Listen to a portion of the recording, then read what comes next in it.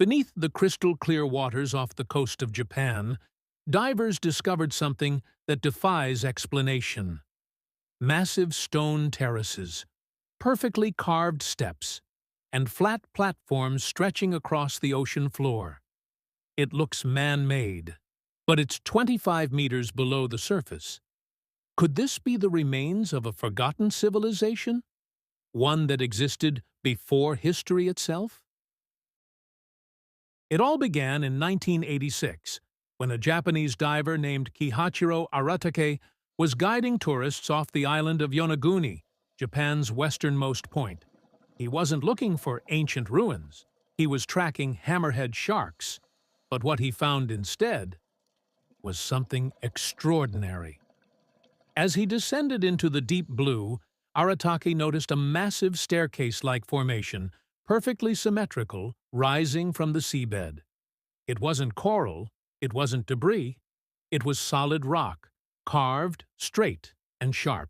The structure sits about 5 to 30 meters below sea level, stretching nearly 150 meters long and 40 meters wide. Its surfaces are eerily flat, its angles often near-perfect right angles. There are what seem to be steps, terraces, and even roads. Some divers describe what looks like a pyramid. Others see an ancient amphitheater. There's even talk of a massive human face carved into stone, though that one might be a trick of light and imagination. But one question remains. If this was built by humans, who could have done it? And when? Japanese marine geologist Dr. Masaki Kimura has spent decades studying Yonaguni. He believes it was an ancient city, once above sea level, that sank thousands of years ago. According to Kimura, the monument could be more than 7,000 years old, possibly even 10,000. That would make it older than the Egyptian pyramids, and even older than Stonehenge. But wait, 10,000 years ago, the last ice age had just ended. Could humans back then have built something this advanced? Or could nature have done this all on its own? Here's where the debate begins. Dr. Robert Schoch, a geologist from Boston University, argues that the Yonaguni Monument is entirely natural. He explains that the rock, a type of sandstone and mudstone, naturally fractures into clean, angular shapes due to tectonic pressure and erosion. Japan's region is geologically active, with frequent earthquakes. In Schoch's view, the monument is simply Mother Nature's masterpiece. But Dr. Kimura disagrees. He points to flat platforms, distinct steps, and sharp edges that look too deliberate to be random. He even identified what he believes could be carvings, roads, and structures that resemble temples. So, who's right? Is this just an illusion? Or the last trace of a civilization we've forgotten? If Kimura's theory is correct, it changes everything we know about ancient history. It could mean that an advanced culture once thrived in East Asia before the sea swallowed their cities. Some call it Japan's Atlantis. But unlike Atlantis, this one might be real. There are legends from the Ryukyu Islands that speak of an ancient kingdom that sank beneath the waves.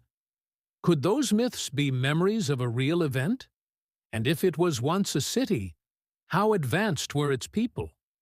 Did they have the tools to carve entire cliffs into perfect geometry, thousands of years before recorded civilization began? Divers have mapped the structure in detail. It features wide terraces resembling steps or stadium seating, a flat main plaza, vertical walls as tall as a 5-story building, and passages that look like streets. Kimura claims to have even found what may be stone tools nearby, though none have been conclusively linked to the monument. There's no clear evidence of inscriptions or artifacts, just stone and mystery. So, is it all coincidence? Or has time washed away the last traces of a prehistoric civilization? Let's step back and look at the timeline.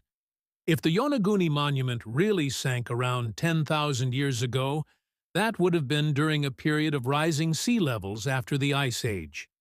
Coastal settlements worldwide were submerged. In fact, underwater ruins have been found off India's Gulf of Cambay, and Malta's temples show similar architectural traits. Is it possible that multiple ancient cultures were building along the same coasts, only to lose everything when the oceans rose? Here's the question. Are these isolated coincidences or fragments of a single forgotten chapter of human history? Today, the Yonaguni Monument still sits in silence, visited only by divers and currents. No definitive proof has been found to declare it man-made. But no one can prove it's entirely natural either. It remains one of Earth's most haunting mysteries, frozen in time, deep beneath the waves. Maybe, just maybe, one day we'll uncover the truth about who or what built this monument. Until then, the sea keeps its secrets. Do you think the Yonaguni Monument is man-made or a miracle of nature? Tell us in the comments below. And don't forget to subscribe for more mysteries from the deep.